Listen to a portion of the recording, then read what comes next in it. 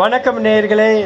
இன்று நாம் காண இருக்கும் நிகழ்ச்சி என்னன்னு கேட்டிங்கன்னா, ஆவடி காமராஜர் நகர் 10வது தெருவில் உள்ள பிள்ளையார் கோயிலிருந்து எல்லையம்மன் கோயில் வர பெண்கள் பால் கூடம் சுமந்து கொண்டு வந்து பால் அபிஷேகம் பண்ணாங்க எல்லையம்மனுக்கு. அந்த காட்சிகளை நாம் நேரடியாக பார்த்து கொண்டு இருக்கிறோம். இங்கு உள்ள காமராஜர் நகர் சுற்று வட்டார பெண்கள் அனைவரும் இதில் கலந்து கொண்டு மிக சிறப்பாக செய்திருந்தார்கள். அந்த காட்சிகளை நாங்கள் நேரடியாக பார்த்துருக்கீங்க. அம்மனுக்கு எவ்வாறாக அவர்கள் அபிஷேகம் செய்து கொண்டிருக்கிறார்கள் என்ற நிகழ்ச்சிகளை பார்த்துட்டு இருக்கீங்க. தொடர்ந்து பாருங்கள்.